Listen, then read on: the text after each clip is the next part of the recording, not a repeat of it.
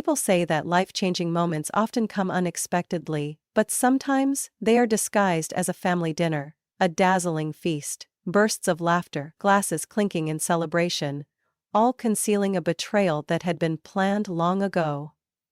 And I, Chloe Reynolds, the person who had spent a decade building this empire, was the only one left in the dark. My father, Richard Reynolds, had always been a tough businessman. He built Reynolds Logistics from the ground up, working tirelessly through years of hardship. But it was me, no one else, who took it from a regional shipping company to a $120 million corporation. Expanding it nationwide, modernizing operations, and securing multi-million-dollar contracts, I sacrificed my youth, skipped vacations, and put my personal relationships on hold, all to take this company to the top.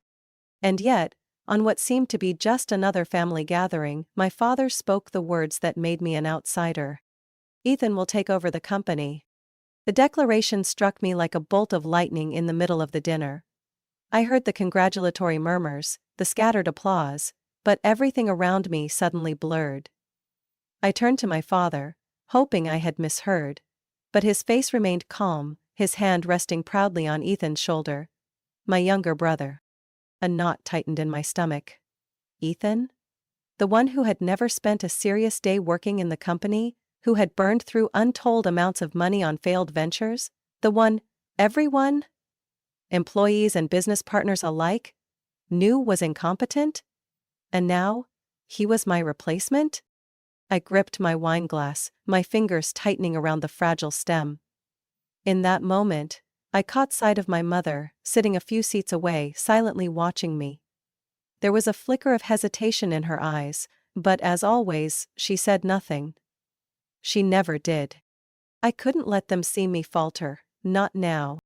I took a deep breath, forced a perfect smile, and raised my glass. "Congratulations, Ethan." Ethan, always pretending to be humbly grateful, smiled at me. A smile I knew all too well. There was no gratitude in it, no appreciation. It was the smile of a man who had stumbled upon a gold mine without ever lifting a finger to dig. A man who had taken what was never his to begin with. The dinner carried on, conversations and laughter blending together, but I heard none of it. I could only see myself, 28 years old, freshly out of my MBA program, fighting every ounce of my father's skepticism, just to earn a place at the company. The girl who had once stood before the board of directors, proving every number, every strategy, just to be recognized. The girl who had once believed that if she worked hard enough, if she gave it her all, then one day her father would see her as the rightful heir. But what was the truth? No matter what I accomplished, no matter how high I elevated this company, in his eyes I was always temporary. No matter my achievements, the birthright would always go to his son. I had been cast aside from the very beginning. I set my glass down, my chest hollow with a cold emptiness. If this had been my father's plan all along, if he had made this decision years ago, then why had I wasted a decade of my life for this? No, I wouldn't be discarded so easily. I looked at Ethan, still basking in the congratulations, at my father, pleased with his decision, as if it were the most natural thing in the world. At the relatives and business partners who had once praised me but now turned to celebrate Ethan as if he had earned it. Did they think I would quietly step aside, accept this fate without a fight? They were wrong. They had no idea that I hadn't just spent 10 years building this company, I had spent 10 years ensuring I was worthy of my efforts. And tomorrow they would understand. I drove home in silence.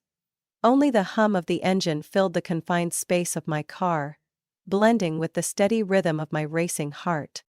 The entire evening I had played my role flawlessly. A gracious sister congratulating her brother, a dutiful daughter not protesting, a composed businesswoman unfazed by change.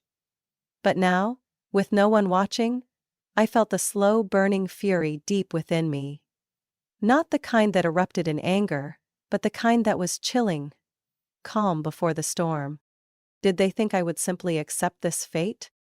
They weren't mistaken. I stepped into my house, took off my coat, but didn't stop. I walked straight into my office, shut the door, and turned on the light. On my desk sat the laptop I had used for years to run the company. But tonight, it wouldn't be a tool for work. Tonight, it would be my weapon.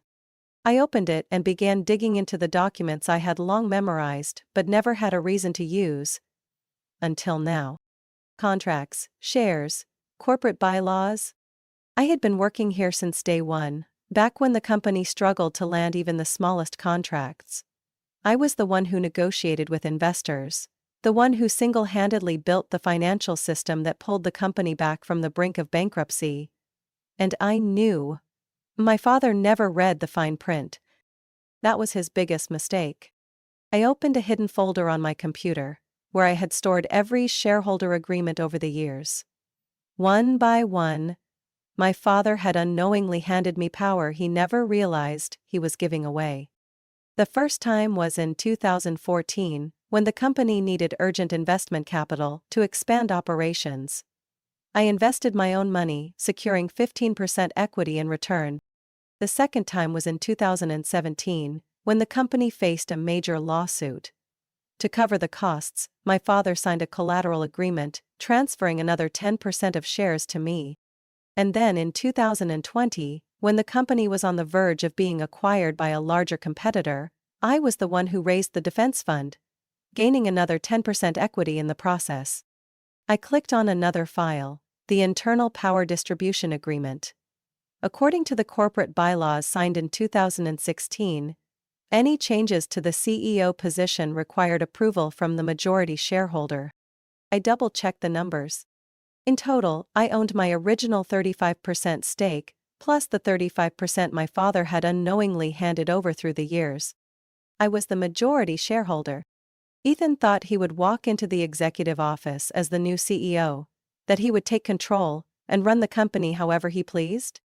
He had no idea that from the moment my father announced his decision, the battle had already begun. The clock ticked past 3 a.m., but I felt no exhaustion. Instead, an electrifying surge of determination coursed through me. I pulled open a drawer and retrieved another folder, a list of the board of directors. I knew not everyone on the board was loyal to me. Some had been with my father since the beginning, easily swayed by his words. But others cared about one thing only: profits. And I had delivered the highest profits in the company's history. I would give them a reason to stand with me. I scanned the list, marking those who could be persuaded and those I needed to approach first thing in the morning. I also reviewed every ongoing contract. Agreements that only I had the authority to approve. Ethan wouldn't be able to run this company without my support. And I wouldn't give it to him. I went over everything one last time. As the first rays of sunlight peeked through the window, I closed my eyes and took a deep breath. Did they think I would simply accept this? They were wrong. My father might believe he had the final say. Ethan might believe the company was his. But they had overlooked one crucial fact. I wasn't just an employee of this company. I owned it. And they were about to find that out. I stepped into Reynolds Logistics headquarters at exactly 8:45 a.m., just as I had every day for the past 12 years. But today, the atmosphere had shifted. The vast hallway with its polished marble floors remained unchanged, but the way people looked at me wasn't the same. Some quickly turned away, pretending to focus on their screens. Others exchanged hushed whispers, hesitation clear in their expressions. News of the power shift had spread, and everyone was waiting to see how I would respond. I gave nothing away. I walked straight toward my office. My office, not Ethan's. The door closed behind me. I set my bag on the desk, sat down and powered on my computer. The critical files I had reviewed the night before remained on the screen, glowing in the early morning light. I took a deep breath, steadying my pulse. I was the one in control. And this morning, I would prove it. 9:00 a.m. A sharp, deliberate knock echoed through the room. I didn't need to guess. I knew exactly who was standing on the other side. The door swung open before I could respond. My father, Richard Reynolds, walked in, with Ethan right behind him. My father wore a dark gray suit, exuding confidence like a general who had just conquered an entire kingdom. Ethan, dressed in an expensive navy blue suit, wore a smug smile. He was ready to take over this company. But it didn't belong to him. Chloe, my father said, his voice calm, as if he were making the most natural decision in the world.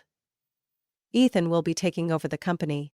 I leaned back in my chair, crossed my arms and smiled slightly. Ethan, taking over the company? I repeated, feigning contemplation. Yes, I heard, but it seems like you forgot something important. Something you don't even realize. My father raised an eyebrow. What? Slowly, I reached for the remote on my desk and pressed a button. The large screen on the wall lit up, displaying a document with the title Shareholder Agreement and the signing date, July 10, 2016. My father's brows furrowed slightly. Ethan leaned forward, staring at the screen, but I knew he had no idea what he was looking at. I stood up, walked toward the screen, and ran my finger over a critical clause. All executive appointments including the CEO position must be approved by the majority shareholder. I turned back to them and spoke slowly, emphasizing each word. You cannot unilaterally hand over the company to Ethan without the approval of the majority shareholder. The atmosphere in the room shifted instantly. My father stiffened. Ethan, who had been grinning just seconds ago, now looked as if someone had punched him square in the face. Chloe, what are you saying? This isn't something you can decide on your own, my father said, his voice lowering, clearly trying to regain control. Isn't it? I tilted my head slightly, clasping my hands behind my back. Then let me clarify. I picked up another folder from my desk, walked over and placed it right in front of Ethan. This document shows my share ownership in the company. I pointed to the numbers. In total, I hold 55% of the shares. More than anyone, including you, Dad. My father stared at the document, his face paling. That's impossible. It's very possible, I cut in, and I have all the signed agreements and legal paperwork to prove it. I turned to Ethan, giving him a sharp, icy smile. You thought you could walk in here like a king and take everything, but there's just one problem. I let the words sink in. You don't have the right. Ethan snatched the folder angrily, flipping through the pages as if he could somehow find a mistake. But there was none. Chloe, what the hell are you doing? He snapped. Dad already made his decision, you can't just… You're wrong, I interrupted, my voice steady. I can. And I already have. My father narrowed his eyes, his hands clenching into fists. You really want to do this? Turn against your own father and family? I took a deep breath, keeping my gaze unwavering. No, Dad. You forced me into this, when you chose to ignore everything I've done. Ethan gritted his teeth. So what do you want? To kick me out of the company? I looked him directly in the eyes. No. I'm giving you two choices. I held up one finger. 1, you stay on as an advisor with a generous salary. But you'll be working under me. I raised a second finger. 2, you leave. I'll buy out your shares at market value. You can take the money and… I try another failed venture. Who knows? Ethan's face flushed red with rage. You think you can just push me out like this? I shrugged. This isn't pushing you out. It's a fair deal. To protect my work and this company from falling into the hands of someone like you. Ethan clenched his jaw, then suddenly shoved the folder off the desk. This is insane, completely insane. He spun around, storming out of the office, slamming the door behind him. That left just me and my father. He stared at me for a long moment, silent. Finally, he let out a deep sigh, his voice filled with disappointment. You really have changed. You can't do this, Chloe. I held my gaze steady, unblinking. No, Dad. I'm just doing what needs to be done. My father didn't respond. He simply nodded, then turned and walked out of my office. As the door clicked shut, I let out a long breath. I had done it. But I knew this wasn't the end. I knew Ethan wouldn't walk away from a gold mine like this. And I knew my father, Richard Reynolds, wouldn't easily accept me running the company instead of Ethan. Nor would he accept losing to me. He was used to being in control, to having his decisions followed without question. The real battle was just beginning. Less than 24 hours after the confrontation in my office, I began to see the first signs of retaliation. That morning, as I walked into Reynolds Logistics, I could sense the shift in how people looked at me. Employees who once respected me now avoided my gaze. A few members of management hesitated before greeting me. It didn't take long to find out why. I opened my email inbox and saw a flood of newly published articles. Internal conflict at Reynolds Logistics, a father-daughter power struggle. Lily Reynolds, the ambitious daughter who pushed her father and brother out of their own company? I clicked on one. Every word had been carefully crafted to paint me as a greedy, ruthless woman, someone willing to betray her own father and brother for power. My father hadn't needed to say much. He had simply met with a few reporters, dropping vague yet suggestive statements like, "I only ever wanted the best for my family," or, "I never thought Chloe would take things this far." And that was all it took to set off a media storm. Ethan, of course, played his role as the victim to perfection. He appeared on a business news channel, his voice low, his expression pained. "I never thought Chloe would do this to our family. I just wanted to help grow our company into a global powerhouse. The company my father spent his life building. But she didn't want me there. She schemed to take control." He was even better at this than I expected. For a brief moment, it almost seemed like even he believed his own lies. I didn't respond immediately. I knew this game. My father had been in business his entire life. He understood the power of the media, and he knew that in a battle like this, perception and reputation mattered more than the truth. If I reacted too soon, I would look defensive, like someone scrambling to justify herself. So, I waited. I let them have their moment in the spotlight, let them say whatever they wanted. Let Ethan play the wounded brother, let my father play the disappointed patriarch. And when the time was right, I made my move. 3 days later, a new article appeared on the front page of the Wall Street Business Review. The truth about Reynolds Logistics finances under Richard Reynolds. I had spent the entire night before working with one of the best investigative journalists I knew. I gave them everything. Hidden debts, near bankruptcies caused by my father's poor decisions, shady transactions that I had spent years fixing. The article laid it all out. Under Richard Reynolds' leadership, the company faced the threat of bankruptcy at least 3 times. Financial mismanagement cost Reynolds Logistics millions, forcing Chloe Reynolds to step in, restructure the company, and invest her own money to keep it afloat. Ethan Reynolds has never held a significant executive position within the company, yet was being positioned to take over despite having no relevant experience. Chloe Reynolds did not steal the company, she saved it. Within hours, the entire narrative changed. The investors who had been waiting to see how things played out now had a reason to side with me. The board of directors, shaken by my father's rumors, was now starting to ask the real question. Did they really want to return to the chaos under Richard Reynolds? Ethan was silent. So was my father. They could no longer use the media as a weapon against me, because I had turned their own narrative against them. 2 days later, I received a call from my father. I stared at the phone screen, letting it ring 3 times before answering. "Dad," I said, my voice calm. "Chloe," my father sighed. "You didn't have to do this." I smirked. "Didn't have to do what? Expose the truth?" "You know how the media can twist things," he said. "We could have handled this internally." I leaned back in my chair, crossing my arms. "Dad, I already gave you the chance to do that. You refused. And now, you want me to walk away?" My father was silent for a long moment before he finally spoke, his voice slower. "Do you even care about this family anymore?" I let out a quiet laugh. "You chose Ethan. Now, I'm only protecting what's mine." He sighed again, and I could hear the defeat in his voice. "I underestimated you," he admitted at last. I closed my eyes and took a deep breath. "Yes," I said softly. "You shouldn't have." The call ended. I set my phone down on the desk and looked out the window. The battle wasn't over. But I had taken control of the game. They had tried to paint me as the betrayer. But now, everyone knew the truth.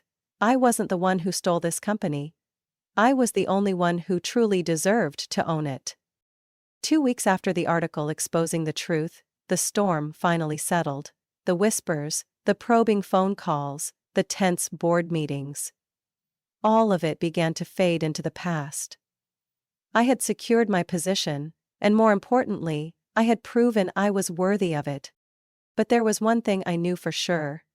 My father wouldn't just walk away and leave this company to me without a fight. So when I received another call from him, I wasn't surprised. I stood in the conference room on the top floor of Reynolds Logistics, overlooking the city skyline as my phone rang. I let it ring 3 times before picking up. Dad. On the other end, my father took a deep breath. Chloe. We need to talk. I turned away from the window, leaning against the desk, my voice steady but devoid of the softness it once had. You've already said everything you needed to say to the media. What more do you want? My father was silent for a long time.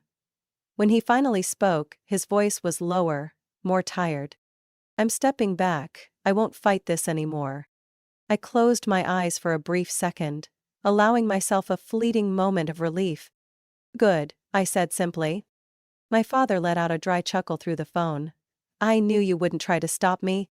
I only hold on to what's worth keeping for the future of this company. A long pause stretched between us. After everything, I knew that no matter how skilled of a businessman my father was, he was still a man of the old world. A man who believed that power should be passed from father to son. And I, no matter how capable, had never been part of that inheritance plan.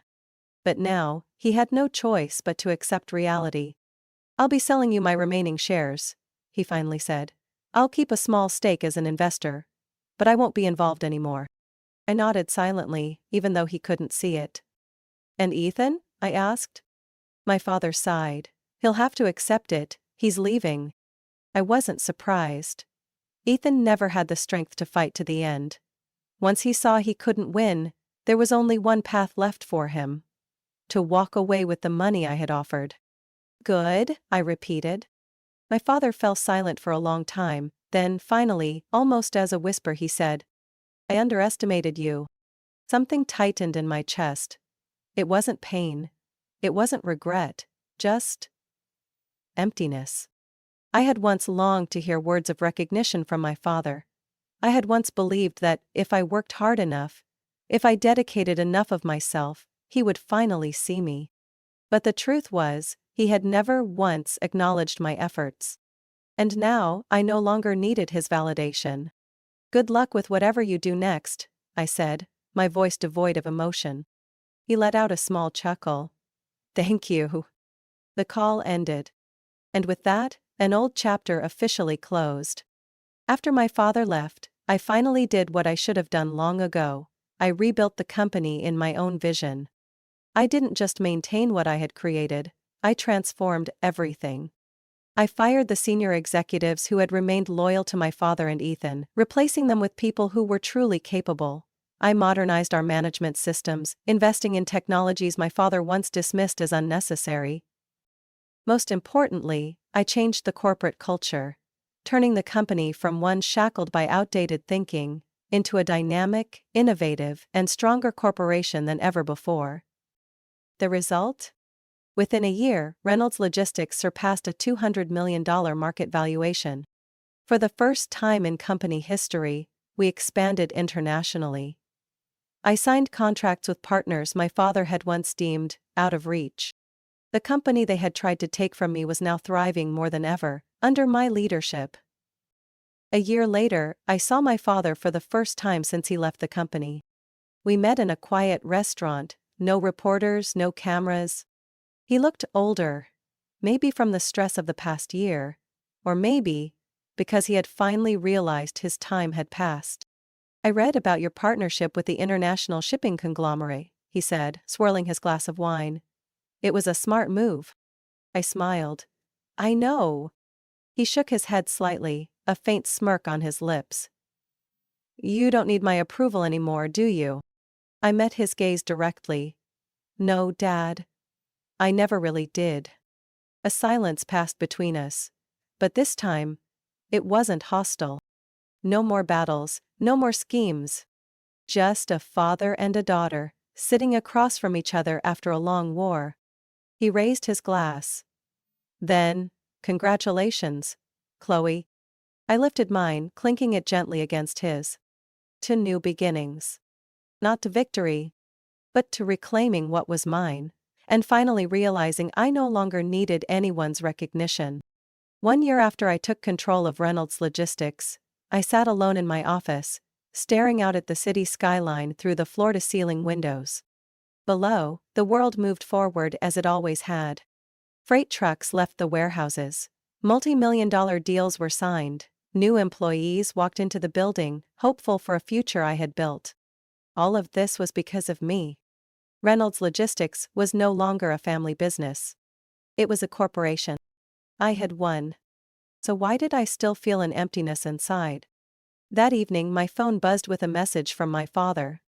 Dinner tomorrow? No explanation, no pressure, just a simple question. I stared at my phone screen for a long moment before finally replying. Okay. We met at an old-fashioned restaurant tucked away in a quiet street, far from the bright lights and endless business meetings. My father looked different. He was no longer the imposing man who carried the presence of a powerful executive. Something in his eyes had changed. A weariness, perhaps a quiet acceptance. I sat across from him, setting my phone on the table without saying a word. He watched me for a long time before finally speaking.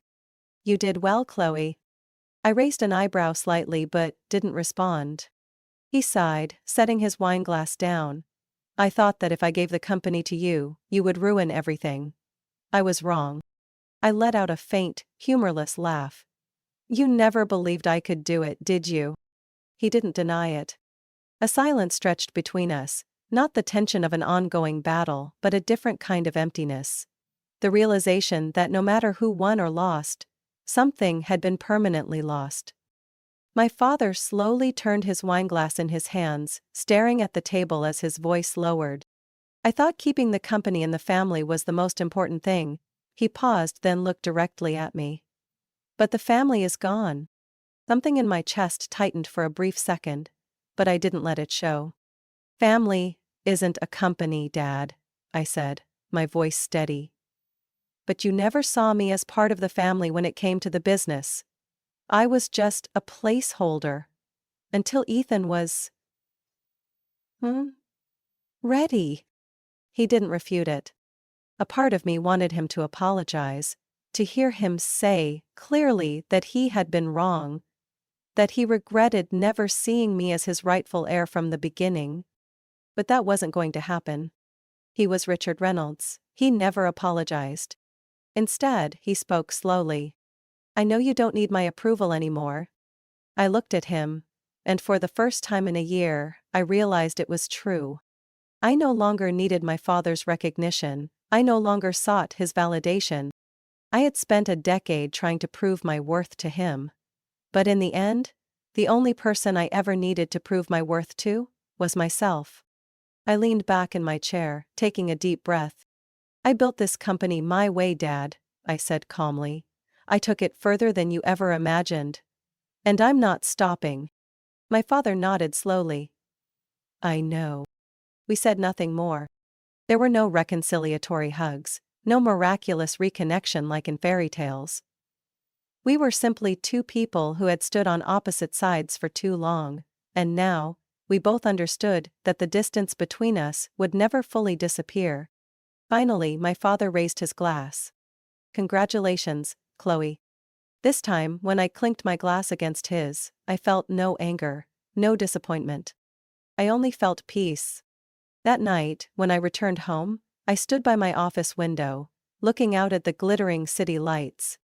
I had everything I had ever dreamed of: power, success, respect. But I had also lost things I once thought mattered: family, relationships, and perhaps a part of myself. I had no regrets. I knew that if I had to choose again, I would still walk this path. But I also understood one thing: victory always comes at a price. And I was willing to pay it. I lifted my glass of wine, staring at my reflection in the glass window. I was no longer Chloe Reynolds, the daughter seeking her father's approval. I was Chloe Reynolds, the woman who had proven her worth. And that, to me, was more than enough. Chloe Reynolds' story is not just about a battle for corporate control, it is a journey of self-worth in an environment filled with bias. It reflects a common reality: women in business are often underestimated and must fight twice as hard to be recognized. Chloe's success did not come from talent alone, but from her persistence, strategy, and the courage to stand against those who once dismissed her. This story serves as a reminder that true worth is not defined by others' validation, but by what we build for ourselves. What do you think about Chloe Reynolds' journey?